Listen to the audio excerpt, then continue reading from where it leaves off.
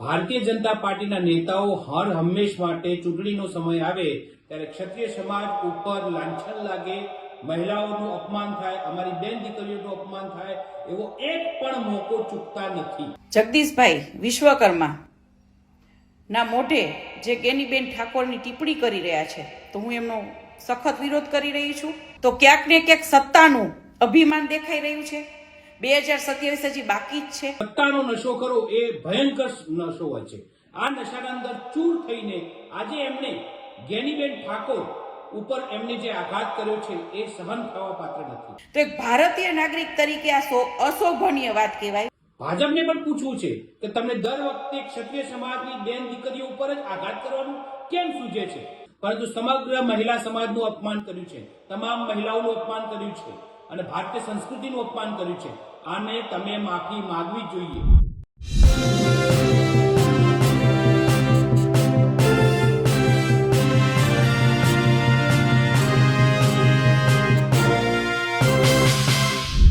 જગદીશ વિશ્વકર્મા જાણે ગેનીબેન ઠાકોરના પાલો મુદ્દે બોલીને ફસાઈ ગયા હોય તેવી સ્થિતિ સર્જાઈ છે. જેમ એક વખત એટલે કે 2024ના ઇલેક્શનમાં પુરુષોત્તમ રૂપાલાએ ક્ષત્રિયોને લઈને વાત કરી અને વિવાદ થયો હતો, આજ હાલ એવો જ વિવાદ ઊભો થયો છે અને ક્ષત્રિય આગેવાનો એ મહિલા હોય કે પુરુષ એ સાથ જે છે તે ગેનીબેન ઠાકોરને મળી રહ્યો છે. ઉત્તર ગુજરાતના જે ક્ષત્રિય આગેવાનો છે તે પણ આ ઘટનાને વખોડી રહ્યા છે. તો ખાસ કરીને સૌરાષ્ટ્રના ક્ષત્રાણી આગેવાન પંદરમી વાળા જે છે એ પણ હવે જગદીશ વિશ્વકર્માની ટીકા કરી રહ્યા છે. નમસ્કાર, હું છું ચિંતામણી પુત્રની પટેલ. સ્વાગત છે આપનો અમારા કાર્યક્રમમાં. આવો સાંભળીએ ક્ષત્રિયો જે છે એ કઈ રીતે નારાજ થઈ રહ્યા છે અને જગદીશ વિશ્વકર્માએ જે રીતે પાલવની વાત કરી, મહિલાઓની વાત કરી, એ સમગ્ર મુદ્દે તે મહિલાઓના અસ્મિતા સાથે આ ઘટનાને જોડવામાં આવી રહ્યા છે. ત્યારે સાંભળીએ કે પદ્મનીબાવાળા અને જે ક્ષત્રિય આગેવાનો છે તે શું કહી રહ્યા છે. આજે સોશિયલ મીડિયાના માધ્યમ દ્વારા ભારતીય જનતા પાર્ટીના ગુજરાત પ્રદેશ અધ્યક્ષ જગદીશભાઈ વિશ્વકર્મા ના મોઢે જે ગેનીબેન ઠાકોરની ટિપ્પણી કરી રહ્યા છે તો હું એમનો સખત વિરોધ કરી રહી છું કે એક સાઈડ આપ લોકો સ્ત્રી સશક્તિકરણની વાતો કરી રહ્યા છો અને એક સાઈડ આપ લોકો બેનો દીકરીઓની ટિપ્પણી કરી રહ્યા છો. તો ક્યાંક ને ક્યાંક સત્તાનું અભિમાન દેખાઈ રહ્યું છે.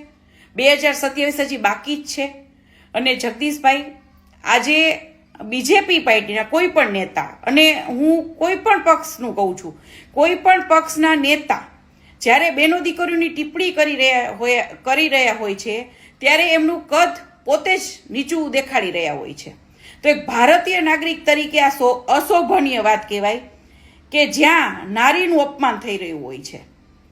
તો એક સખત વિરોધ કરું છું આ વાતનો કે વારંવાર એક નેતાઓ દ્વારા એક બેનો દીકરીઓની ટિપ્પણીઓ કરવા જોવા મળે છે.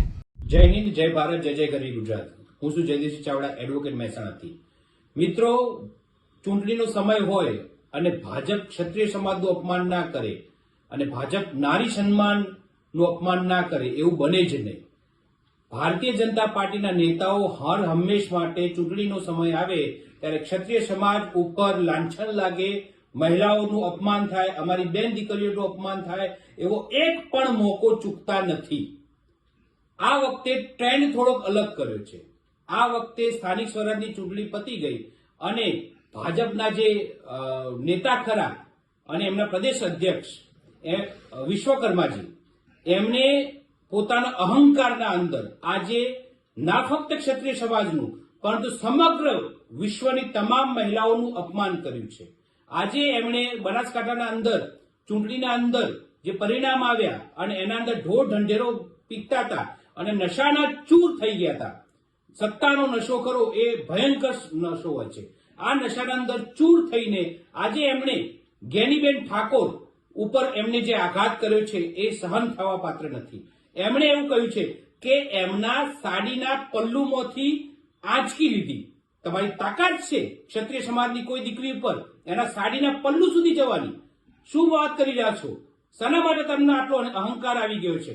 અને હું પૂછવા માંગુ છું ક્ષત્રિય સમાજના, રાજપૂત સમાજના, જાગીરદાર સમાજના, ઠાકોર સમાજના તમામ આગેવાનોને કે જે ભારતીય જનતા પાર્ટીમાં છે, અત્યારે પોતે સત્તા ઉપર છે, ધારાસભ્યો છે, એમને પૂછવા માંગુ છું કે જ્ઞાનીબેનનું અપમાન થઈ રહ્યું છે, સમગ્ર ક્ષત્રિય સમાજનું અપમાન થઈ ગયું છે, સમગ્ર મહિલાનું અપમાન થઈ રહ્યું છે, તો તમે ચૂપ કેમ બેઠા છો? તમને એવી તો શું તકલીફ છે? તમારી એવી કઈ ફાઇલો છે જે ભાજપવાળા પાસે છે તો એ ખુલી જશે તો તમને તકલીફ પડશે? મારે પૂછવું એ છે કે આ બધું શાના માટે સહન કરીએ છીએ?